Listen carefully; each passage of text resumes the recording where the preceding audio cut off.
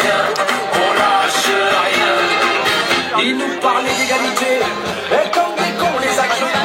Démocratie, fais-moi marrer, si c'était le cas on l'aurait su. Que pèse notre bulletin de vote face à la loi du marché? C'est qu'on est cher qu'on...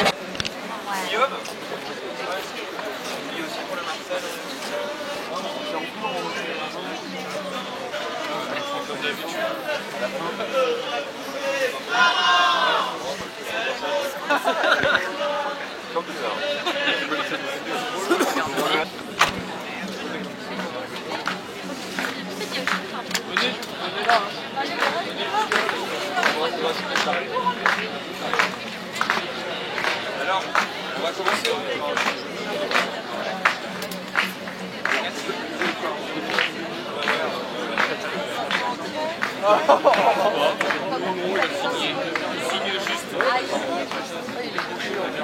Ah, un artiste. Oh, elle est belle celle-là.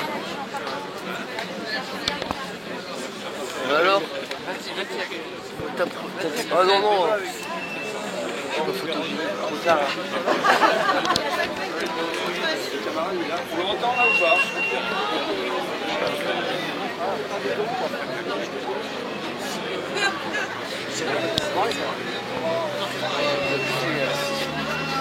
C'est bon. Pour envoyer à ma minouille, j'en ai pris plusieurs. Mais apparemment, il ne fait que signer. Il ne faut pas. C'est pour les dédicaces.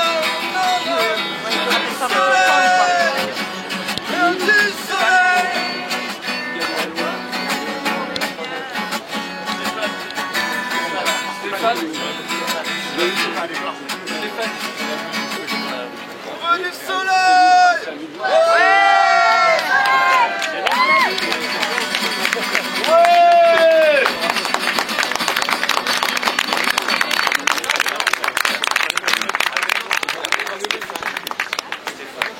Tu veux faire contact maintenant? Oui, je vais faire. Vas-y. Et bravo à Olivier et à Adrien. On les applaudit bien fort. Mathieu. Les amis, on m'entend là ou pas? Il y a un deuxième micro qui tourne pour la... Oui. Et c'est un micro-main. 1, 2, 1, 2. Vous m'entendez ou pas? Là, ça va ou pas? Oui. On teste. C'est le troisième jour où on teste ce truc-là. Voilà, vous êtes des cobayes, mais il y a eu pire à Perpignan et il y a eu pire à Carcassonne. Donc, ce que je propose, c'est qu'on se donne jusqu'à 8h30. Je vous explique pourquoi. D'abord parce que moi, ensuite, je vais au muret, ça c'est une chose. Mais parce que, par ailleurs, je pense que ce que vous aurez vécu de plus fort ce soir, c'est pas forcément d'avoir vu le film ou de m'avoir vu, mais c'est d'avoir été aussi nombreux à vous serrer les coudes. Et donc moi je préfère que vous êtes venus ensemble, c'est l'expérience collective qui passe par quelque chose de charnel aussi. Voilà, ça va être charnel aussi. Donc je pense que c'est mieux si tout le monde part en même temps et éventuellement en chanson et ça fait... je vais me mettre de l'autre côté de la barre. Donc, alors, comme je suis à Haute-Rive, je suis accueilli par les Gilets jaunes de Haute-Rive. Qui ont donc une déclaration solennelle à effectuer. Vas-y, Stéphane. On a un micro, Attends.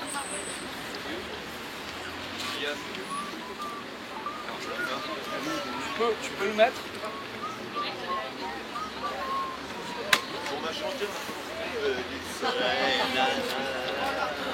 Ça fonctionne? C'est bien, parfait. Bon, on avait prévu 10 minutes, mais bon, ça a été réduit à 2. Et le comité de censure, il est là. Bon, on va essayer de démarrer cette présentation. Donc, il s'appelle Anne-Marie, Maryse, Michel, Corinne, Yves, Viviane, Jonathan, Véronique, Laurent, Monique, Jacques, Michel, Maë, Jeff, Nathalie, Pierre et Elisabeth. Ce sont des retraités, des salariés du public comme du privé, des jeunes, des artisans de toute catégorie sociale. On n'entend rien. Et approchez-vous aussi, approchez-vous là. Allez, tout le monde avance de 2 mètres. On a besoin de chaleur humaine ici aussi. Dans le froid et sous la pluie, depuis novembre, ces gilets jaunes de notre rive se sont levés et sont montés sur le ring pour livrer un combat. leur combat contre l'injustice sociale et fiscale pour pouvoir vivre décemment de leur travail, de leur retraite, après toute une vie de labeur. Pour lutter contre la pauvreté, pour une réelle prise en compte de leur existence pour leurs enfants. Ils n'en descendront que KO ou vainqueurs. Après 18 rounds, vainqueurs ils le sont déjà, grâce à leur combat, grâce à leur mobilisation et leur détermination. Même s'il ne s'agit que de mesurettes visant à étouffer le mouvement, ils ont permis à 2 millions de salariés l'octroi d'une prime pour malheureusement les seuls salariés du privé.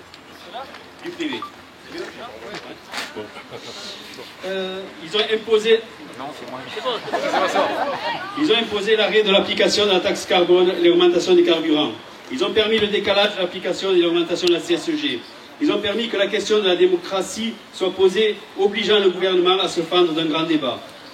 Ici, à Haute-Rive, les Gilets jaunes ont participé, certains pour la première fois de leur vie, aux manifestations sur Toulouse. Et ils ont pu se rendre compte non seulement du rôle que l'État fait jouer aux forces de l'ordre, mais aussi de la réalité différente de celle distillée par la télévision. Et surtout, du fait qu'ils ne sont pas seuls à se mobiliser et à être montés sur le ring.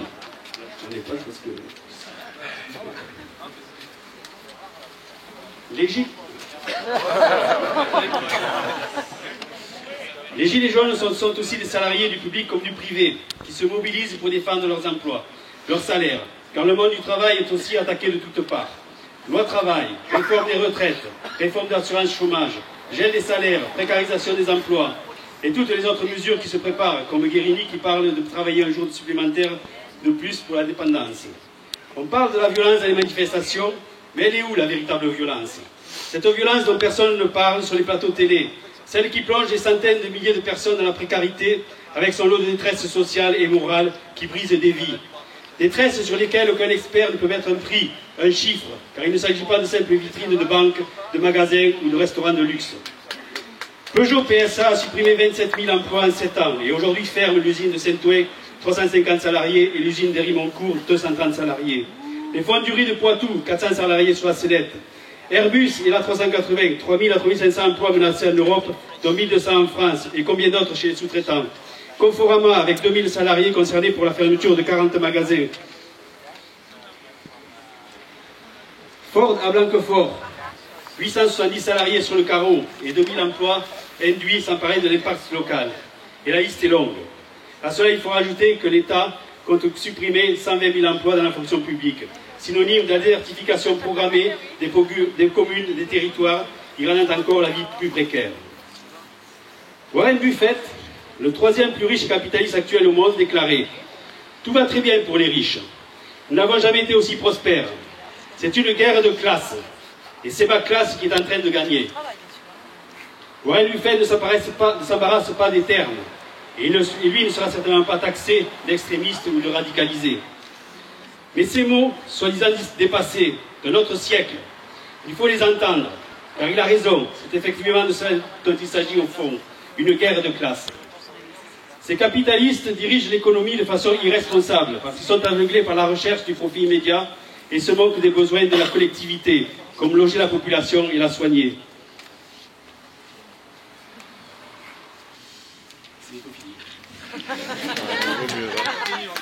Gouverner dans le cadre de sa domination, c'est défendre cet ordre social, où une minorité concentre dans ses mains une masse de capitaux et détient plus de pouvoir que les politiciens.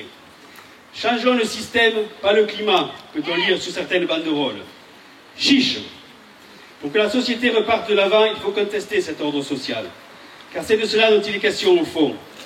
Il faut contester ce droit du grand capital de faire ce qu'il veut des richesses que tous les salariés contribuent d'une façon ou d'une autre à produire.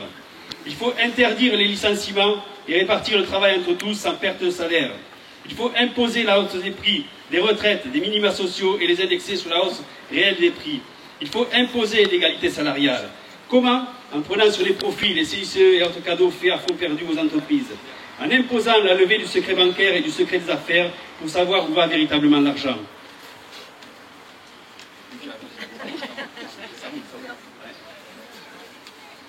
En expropriant au besoin les Vinci et compagnie, comme on vous exproprie au nom de l'intérêt général quand il s'agit de construire une autoroute. Et prendre ainsi collectivement le contrôle de l'économie.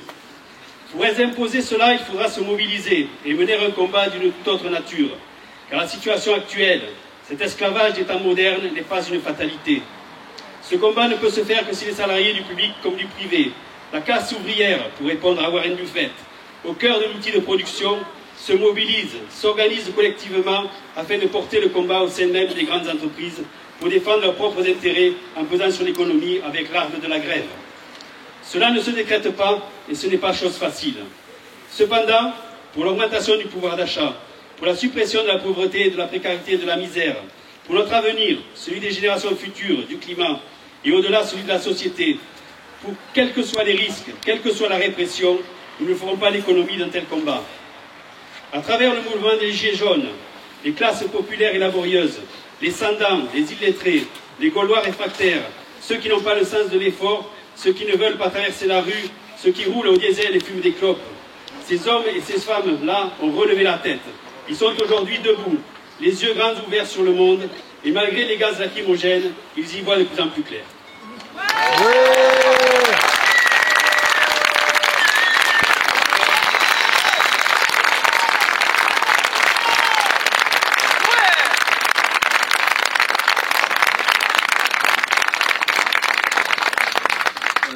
Avant de rebondir un peu sur le discours de Stéphane, d'abord je voudrais remercier toutes les petites mains invisibles qui permettent que cette soirée ait lieu. Vous savez, quand vous arrivez dans le cinéma et que vous asseyez, qu'on vous distribue un papier avec les paroles des chansons, que là il y a la sono qui est mise avec des projecteurs et tout ça, ça veut dire qu'en amont du moment où vous venez, il y a des tas de gens qui ont fait un travail qu'on ne voit pas, mais qui permet qu'on vive ce temps collectif. Donc mes premiers mots sont pour remercier, alors je ne sais pas s'il y a Mathieu, il y a Audrey, il y a Christophe, il y en a d'autres. Oui. Je ne vais pas tous s'occuper, mais merci à eux et merci à vous. Alors, moi je viens ici d'abord en tant qu'artiste. Non, voilà. Je viens en tant qu'artiste, je viens présenter un film, et parce que je crois qu'il y a une fonction de l'art dans la politique. Si vous êtes aussi nombreux ce soir, c'est parce que vous êtes venus voir quelque chose qui vous fait vous émouvoir et donc vous mouvoir. Je crois à la possibilité de l'émotion comme étant un moteur qui fait qu'on va se mobiliser derrière. Que ça passe par le rire, que ça passe par les larmes, que ça passe par la colère, et que derrière, on a envie de se bouger et qu'on se dise qu'ensemble, quelque chose est possible. Vous savez, d'ailleurs, on l'a reproduit là sur le côté du camion, mais dans le film, il y a une séquence où on voit Marcel à Dions, vous voyez, sur le rond-point de Dions. Marcel, c'est un peu une mise en abîme de notre film. Une mise en abîme, c'est quoi? C'est quand dans une peinture, on voit un peintre peindre, c'est quand dans un roman, on voit un romancier écrire, et là, quand on voit Marcel, en fait, c'est une image de notre film. Pourquoi? Parce que le peintre, quand il est arrivé sur le rond-point de Dions le 17 novembre, il s'est dit, mais qu'est-ce que c'est que ce bordel? Pourquoi je mets une heure et demie pour traverser Dions? C'est quand même pas tous les jours que ça arrive. Il m'embête. Et puis il voit un de ses copains qui est devenu maçon, copain de classe qui est devenu maçon, il dit bah, qu'est-ce que tu fais là? Et tout ça, il lui explique un peu le sentiment d'injustice et tout ça. Et du coup, le peintre, il descend, il va voir autour du rond-point, et il prend pas un porte-parole, il prend un visage qui lui paraît séduisant, celui de Marcel, et puis il décide, sur le rond-point lui-même, de mettre Marcel en 4x3, et il se trouve que les gens se reconnaissent en Marcel, et vont faire de Marcel leur totem, ça va l'aider à se fédérer, ça va leur donner de la force. La police a saisi Marcel, on ne le voit pas dans le film, dans un premier temps, il sauve Marcel, mais dans un deuxième temps, la police est revenue, elle a saisi Marcel, et elle a détruit Marcel. Elle a brûlé Marcel et était retrouvée à la décharge en petits morceaux. Vous voyez, une œuvre d'art populaire qui a été retrouvée dans cet état-là. Ce qui est sans doute à l'image de ce qu'ils font subir aux gilets jaunes. Mais, je me dis quelque part, la police ne s'est pas trompée. Parce qu'en effet, Marcel donnait de la force à l'ensemble du rond-point. Qu'est-ce qu'on fait, nous, avec notre film, Gilles et moi? Pourquoi on le montre et on le montre aussi vite? C'est parce que, de la même manière, qu'est-ce qu'on a fait? On a traversé la France et on a pris des visages anonymes. On les a mis en 4x3, on a essayé de leur rendre leur beauté, à leur visage, mais aussi à leurs paroles, à leurs espérances, à leur colère, à leur parcours d'existence, et venir les donner le plus vite possible pour que, aussi, peut-être autour, ça fédère, et que ça soit utile, non pas comme un témoignage, une épitaphe qu'on mettrait à la fin du mouvement pour en garder une trace, mais que ça soit utile dans le cœur du mouvement, pour participer à sa vitalité. Voilà ce qu'on essaye de faire. Donc, et moi je pense même que dans tous les gilets jaunes, il y a un geste esthétique. D'abord, décider d'écrire l'histoire, de monter sur la scène de l'histoire, ça participe de gestes esthétiques, c'est une dramaturgie. Moi je crois que la Révolution française a eu lieu parce que les gens avaient faim, mais aussi parce qu'ils voulaient donner un sens à leur vie. Tout à l'heure, Mathieu me disait, j'ai noté ça sur le rond-point, il me disait, bon, on va trouver le nom du rond-point pour trouver du sens à ce rond-point. Trouver du sens à un rond-point, c'est compliqué. Non mais voilà, c'est quand même ce qu'il y a de plus moche, c'est quand même, dans notre pays, c'est quand même les ronds-points, c'est les péages, c'est les supermarchés, c'est tout ça. Et c'est à ces endroits les plus moches de la France que les gilets jaunes ont réussi à donner de la beauté. Parce qu'ils les ont habités. Ils les ont habités avec des cabanes, qui est une forme d'art populaire. Vous savez, moi, vous pouvez me donner un marteau et une scie pendant 3 mois, et à mon avis, il n'en sortira pas grand-chose. Vous voyez, bon, vous me donnez une caméra et un stylo, ça va un peu mieux. Donc chacun son truc. Mais ça a été habité aussi par des âmes, surtout. Les gens, je le dis, sont venus sur les ronds-points pour revendiquer sans doute, mais aussi pour tisser du lien. Ça a été le lieu du lien, le rond-point. Et que le pouvoir décide de détruire les cabanes des pauvres et de détruire le lieu du lien, c'est quelque chose qui est catastrophique. Mais je dirais que même dans le choix d'utiliser le gilet jaune, donc c'est la mode automne, hiver, printemps 2018-2019, mais c'est un geste esthétique de revêtir le gilet jaune. Et encore une fois, c'est ce qu'il y a de plus moche,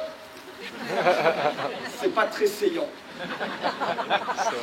Qui se retrouve à devenir un symbole de revendicatif et quelque chose de beau, parce qu'aussi chacun y met du sien, il met son slogan, le décor, il met une licorne. Moi je disais, un flic secours, il y a une gamine, elle a écrit sur le dos de son gilet jaune, cette année je suis en CM2, l'année prochaine je passe en 6e République. Vous voyez. Et donc voilà, donc je pense que nos vies sont aussi faites d'art. Nous avons aussi un désir d'art, un désir de beauté, un désir de donner un sens à notre existence, tout comme on cherche un sens au rond-point. Donc bon, voilà. Alors, je rebondis sur... Alors, Warren Buffett, je l'aime bien cette citation parce que tu sais que j'en ai fait un bouquin, non, tu ne savais pas, qui s'appelle La guerre des classes. Donc j'ai fait un bouquin à partir de la citation de Warren Buffett. Ce qui est un peu étrange, c'est que Warren Buffett, quand il dit ça, il le déplore. Il faut savoir, il y a des capitalistes qui sont étranges comme ça, et ils déplorent ça, ils déplorent qu'il y ait eu une inversion de la fiscalité aux États-Unis, et que maintenant ça soit... Il dit, moi je paye moins d'impôts que ma secrétaire.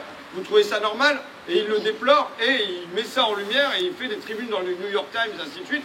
Bon, il n'y a pas beaucoup de capitalistes qui le font, c'est une anomalie, et alors, tu disais... Je rebondis sur un autre truc, c'est sur le ring. Moi, je le disais en entrée, quand je monte à l'Assemblée nationale, on a discuté pendant le film, j'ai souvent le sentiment de monter sur le ring. Et donc, ça veut dire qu'avant de monter sur le ring, il faut avoir engrangé des énergies, et je pense que c'est un peu ce que vous m'apportez ce soir, mais voilà, il faut avoir quand même capitalisé des énergies, se sortir porté par quelque chose pour aller bousculer une écrasante majorité. Je retiens de ça que les Gilets jaunes ont gagné un round. Les Gilets jaunes ont gagné un round. Vous savez, j'entends souvent, ouais, mais à quoi ça sert et tout ça. Si on part comme ça, on ne donne pas envie aux gens. Et ça ne correspond pas à la réalité. La réalité, c'est que cet automne, les Gilets jaunes, et donc le peuple, a gagné un round. Et ils ont gagné un round pour tout le peuple. La première chose, c'est la bataille morale a été gagnée. C'est le président qui a mis un genou à terre. Et ça ne lui arrive pas si souvent que ça, et ça ne lui arrive pas si souvent que ça, à l'oligarchie, de mettre un genou à terre. La deuxième chose, c'est qu'il y a une bataille matérielle qui a été gagnée. Il y a un avocat d'affaires qui s'est présenté à l'Assemblée nationale et qui est sympathisant des Gilets jaunes, qui est venu voir, il y a des anomalies sociales comme ça, bon, j'en constitue sans doute une aussi, bon, et donc il est venu me montrer le budget 2019 avant les Gilets jaunes. Tout le monde perdait, sauf les 1% qui gagnaient un maximum. Et il m'a montré le budget 2019 après les Gilets jaunes. Les 1% ont gagné encore, rassurez-vous, mais il y avait un net rééquilibrage. Donc, ça avait eu un impact, de fait, vous voyez, et de la même manière, quand on me dit, voilà, moi j'ai touché, c'est toi qui me disais tout à l'heure, j'ai touché la prime Macron, donc chez EDF, hein, j'ai touché la prime Macron, et il va y avoir des millions de salariés dans le pays qui vont toucher la prime Macron. Il faut savoir que c'est grâce aux Gilets jaunes. Ouais, la prime gilet jaune. Ouais, c'est pas mal ça. La prime gilet jaune. Tu avais pensé avant ou bien tu viens de sortir? Ah ben, c'est bien. Eh ben, je vais te l'appliquer cette idée.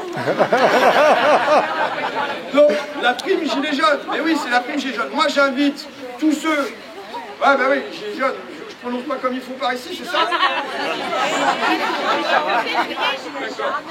Ah, vous avez... Ah oui, vous avez... Bon, je sais pas, des fois qu'on ne comprenne pas ce que je raconte parce que je suis passé du mauvais côté de la Loire. Donc voilà, moi j'invite, franchement, tous ceux qui toucheront la prime Macron... Ah, putain.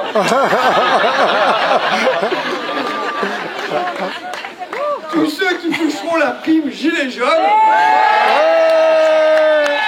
J'invite tous ceux qui toucheront la prime gilet jaune à venir avec leur fiche de paye, là, à bien le surligner. D'accord?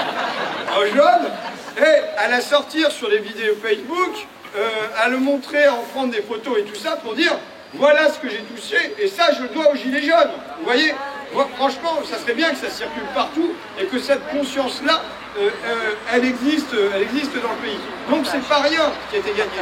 Et il faut se dire que ça a été gagné avec une minorité. Avec une minorité agissante, mais c'est une minorité.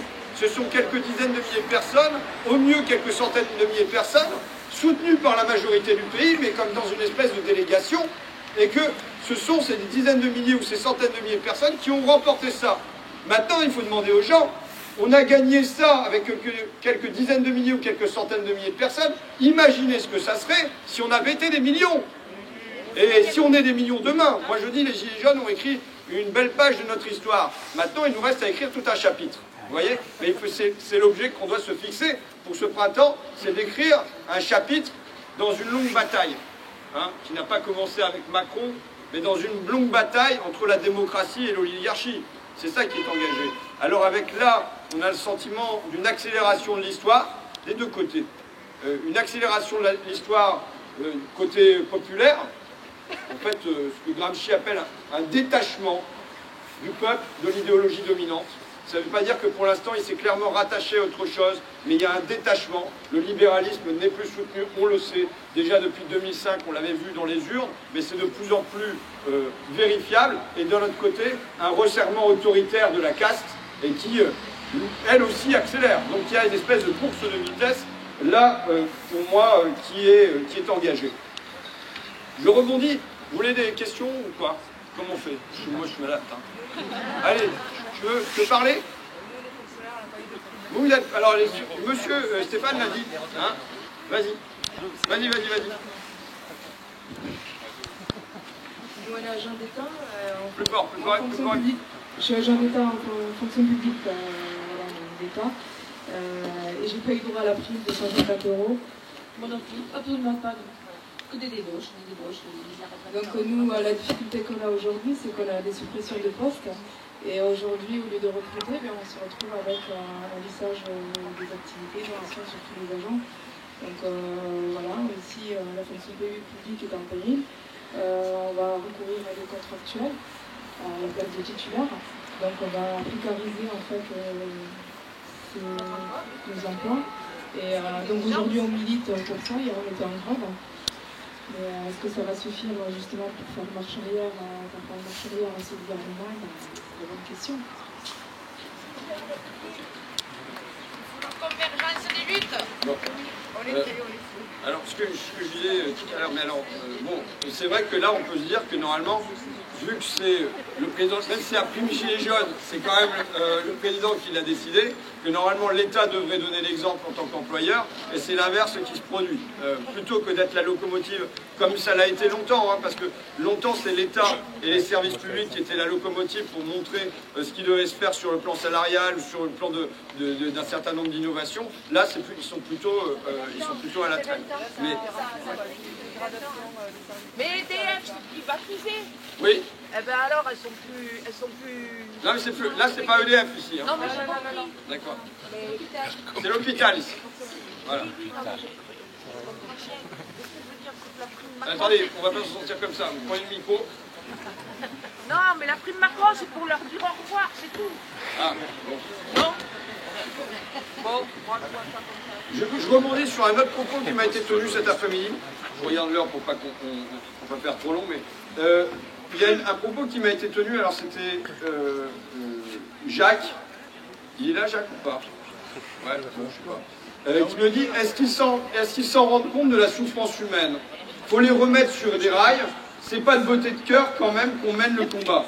Alors moi, d'abord, je lui ai dit, mais si quand même c'est de gaieté de cœur, non. Parce que je pense que c'est de gaieté de cœur. Ah si. Tous les samedis, hein. Mais tous les samedis, franchement.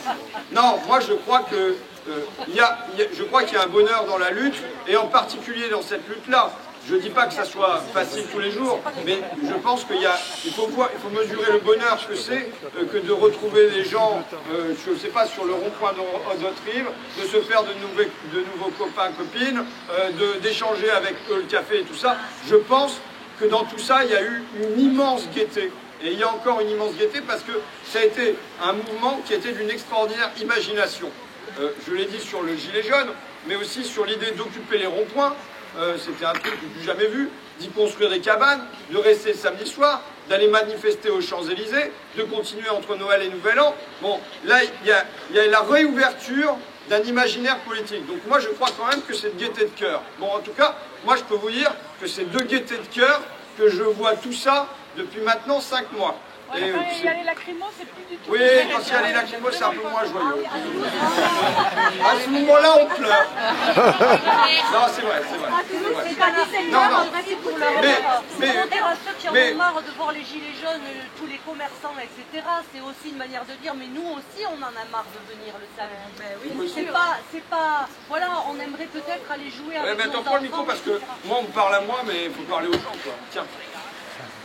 Allez, tu te retournes, viens, monte 3 marches, monte 3 marches, allez. Le peuple entre sur les scènes.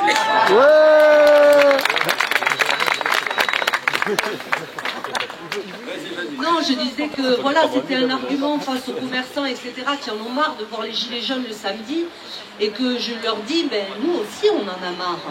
Parce qu'effectivement, on aimerait peut-être aller jouer avec nos enfants au parc et faire autre chose que venir lutter, et surtout qu'on se prend de la lacrymo et que ça avance un petit peu.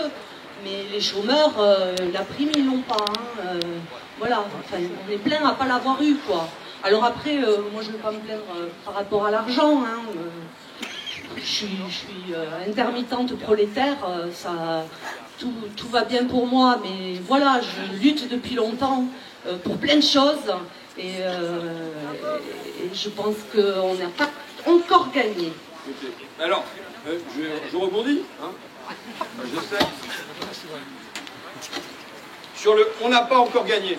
On n'a pas encore gagné assez, on ne gagnera jamais assez. Il faut se le dire, on ne sera jamais content, et il faut qu'on soit jamais content. Bon, maintenant, ce que je pense, si je dis qu'il faut avoir ce discours plutôt positif sur la victoire morale et sur la victoire matérielle, c'est parce que je pense, moi, qu'on a gagné un peu. On peut dire que c'est pas assez, mais on a gagné un peu, et l'appétit vient en mangeant. L'appétit vient en mangeant. La victoire appelle la victoire, l'énergie appelle l'énergie, la volonté appelle la volonté. Si on dit aux gens, ouais, on a encore perdu, puis on perd tout le temps, puis ça marche jamais, c'est pas comme ça qu'on les attire en venant vers nous. Or, quand on gagne, il faut faire savoir qu'on gagne, le dire avec clarté, et dire, on peut encore gagner davantage. Vous voyez? Et je pense que c'est comme ça qu'on va réussir à attirer, même si je suis bien d'accord avec toi. Après, tu dis, j'aimerais bien aller au parc avec mes enfants et tout ça. Bon. Pas d'enfants. Bon, en plus. Non, mais... Et pourtant, moi, ce que je pense, c'est qu'il ne faudrait jamais arrêter. Il ne faudra jamais arrêter. Et je vais vous dire quelque chose. Même si un jour, vous avez un président qui est vraiment soucieux des intérêts du peuple, qui est vraiment progressiste, qui veut vraiment remettre des services publics, qui veut vraiment le bonheur pour tous, qui veut vraiment la répartition des richesses et puis tout ça, c'est le moment où il faudra qu'il y ait plus de monde dans la rue. Parce que sinon, le gars qui va se retrouver à l'Élysée, en face, les forces de l'argent, elles ne vont pas arrêter. Les forteresses, l'Empire Drahi, l'Empire Niel, l'Empire Bolloré, tous les médias, ils seront toujours là. toujours là pour dire que ce président, c'est vraiment n'importe quoi ce qu'il fait. Il aura la Commission européenne contre lui, il aura le MEDEF contre lui, il aura le Conseil constitutionnel contre lui, il aura tout contre lui. Et si jamais, à ce moment-là, il n'est pas fortement porté par le peuple, il ne pourra rien faire ou quasiment rien faire. Et ça ne sera pas de sa faute, ça sera la faute des gens qui ne seront pas sortis à ce moment-là. Moi, j'en reste sur le truc, le Front populaire, la rue et les urnes.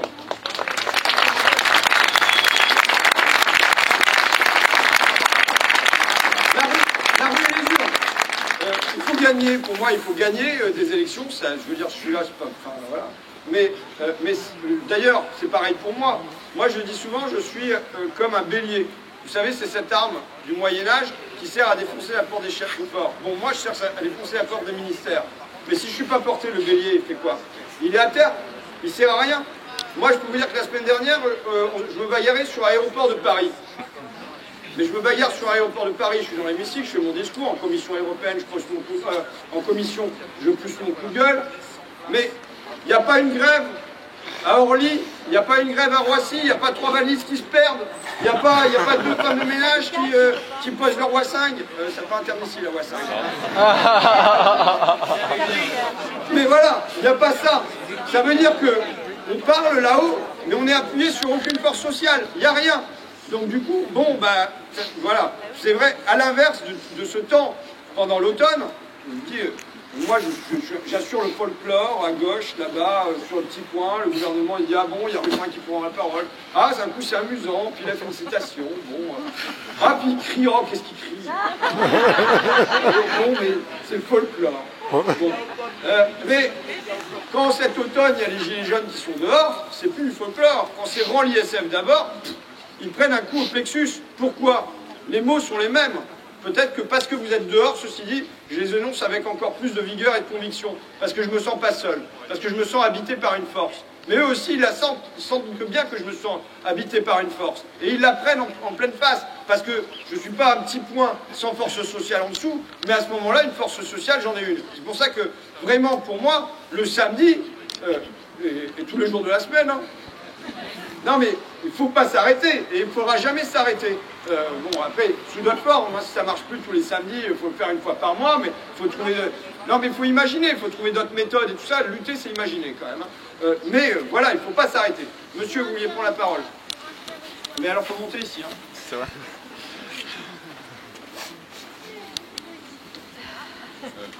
Vous parliez tout à l'heure de minorités agissantes.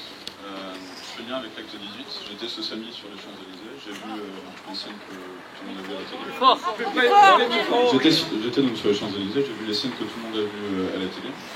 Je pense notamment aux minorités agissantes. C'est un petit peu la façon dont nous qualifie le gouvernement lorsqu'il parle des dégradations, des casses qu'il y a eu autour du mouvement. Et on voit toujours qu'il y a une scission qui est opérée entre les gentils gilets jaunes et les méchants casseurs ou black blocs. D'après vous maintenant, quelle est votre position déjà là-dessus? Et d'autre part, d'après vous maintenant, quels sont les modes d'action à privilégier face à une dérive autoritaire toujours plus forte du gouvernement qui a annoncé encore dans les derniers jours, je ne sais plus exactement quelle personnalité, que s'il le fallait, ils étaient prêts à emprisonner tous les gilets jaunes pour faire cesser le mouvement. Ils veulent vraiment nous faire taire. Alors, quels sont les modes d'action, d'après vous, maintenant, qui sont valables et qui sont pertinents face à ça?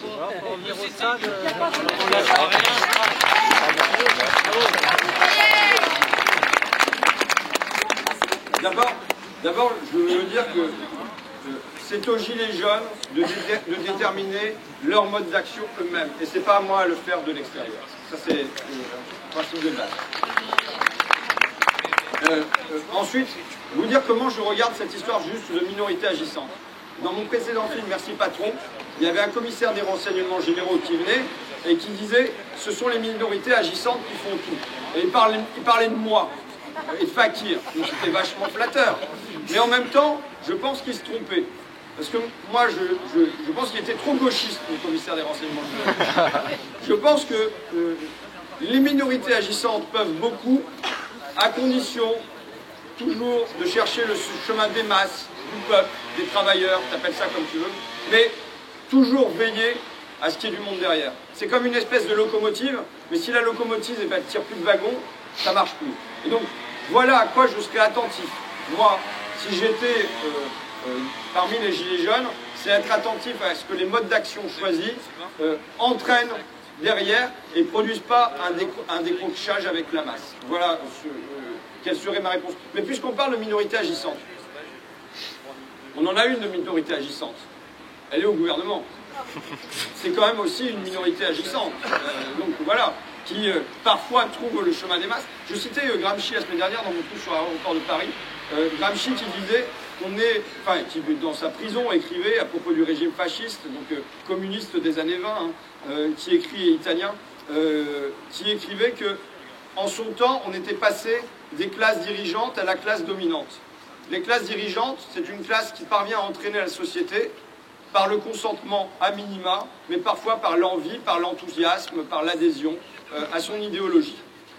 Et il disait, on est passé maintenant à la classe dominante, c'est-à-dire qui règne par la force de coercition. Et je pense que ça traduit notre temps aussi, à savoir que le consentement, il n'est plus là, encore moins l'envie et l'enthousiasme. Alors, par exemple, dans le nouveau pacte ferroviaire, il y avait 85 fois le mot concurrence. Il y avait 0 fois le mot réchauffement, 0 fois le mot climat, 0 fois le mot biodiversité. Et encore une fois, je l'ai signalé la semaine dernière, quand on privatise l'aéroport de Paris, on parle de digitalisation, on parle de budget, on parle de trafic aérien, dont on est vachement content qu'il va doubler d'ici 2050. Et il n'y a aucun moment où on parle de réchauffement, où on parle de climat, où on parle de biodiversité.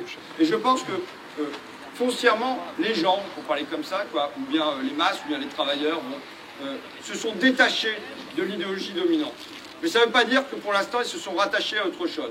C'est tout un travail que peut-être nous avons à faire, de voir qu'il y a une masse qui, en fait, ne croit plus au libéralisme, mais en même temps ne s'est pas encore accroché au protectionnisme solidaire, à l'écosocialisme, enfin bon, à tout ce qu'on veut et sur lequel on peut discuter. Et je pense que voilà l'un des travaux qui est à opérer. Est-ce qu'il y a une autre remarque? Monsieur, allez-y. Alors je veille à ce qu'il y ait une parité. Donc je vous dis, il y a eu deux femmes, donc on peut tolérer qu'il y ait 2 hommes d'affilée.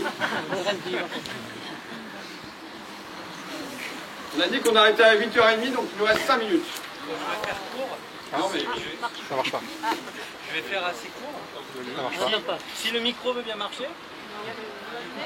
Ah, je l'ai éteint. Faut pas que ça fasse du Larsen un peu.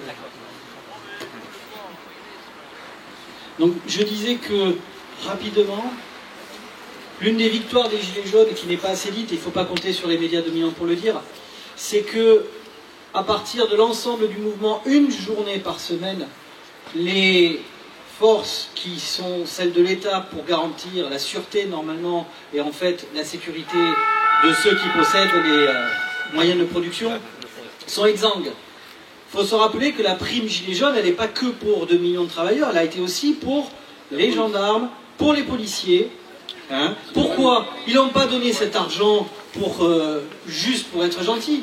C'est tout simplement qu'au sein même de ce service public de la sûreté, ils étaient exsangues, plus assez de monde pour faire leur mission, des vacations trop longues.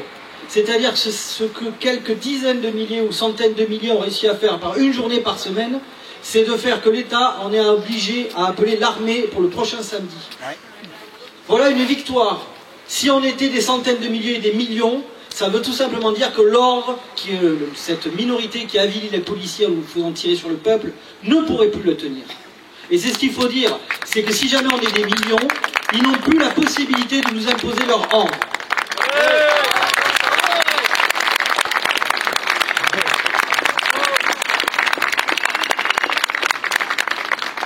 Bon, alors, je voudrais terminer par une citation, si vous voulez, une personne, quand je suis descendu dans le train, m'a remise. Je la cherche. C'est une lettre à mes enfants. Voilà. Le gars était en train de lire Travaux de Georges Navel. C'est un ouvrage écrit dans l'après-guerre par un ouvrier agricole. C'est dans la tradition de ce que j'appelle, de ce qui s'appelle le roman populiste. Il fait le récit de ses travaux agricoles et à la fin, il entre dans une usine. Il m'a dit, ça me fait penser à toi. Et moi, quand j'ai lu cette page, ça m'a fait penser à vous, ça m'a fait penser aux Gilets jaunes. Je vous le lis. Je me sentais lié aux hommes qui m'entouraient par une communauté d'espoir. Ils étaient sortis de leur indifférence, de leur passivité. Comme jamais, je me sentais enfin des semblables, des ouvriers devenus conscients. Il y a une tristesse ouvrière dont on ne guérit que par la participation politique. Voilà. Vous avez une deuxième fois ? Voilà, je la mettrai sur Facebook. Hein. Bon, voilà. Bon, je vous remercie. Je vous remercie.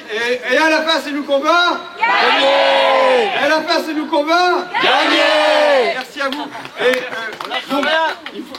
C'est bien d'aller au cinéma. C'est bien d'être nombreux ici ce soir. C'est bien d'être nombreux aussi le samedi sur les ronds-points. Ou, et tous les jours d'ailleurs, ici c'est tous les jours. Et c'est bien d'aller dans les manifs. Voilà, il faut faire tout ça aussi. Il nous faut agir. Voilà, je vous remercie.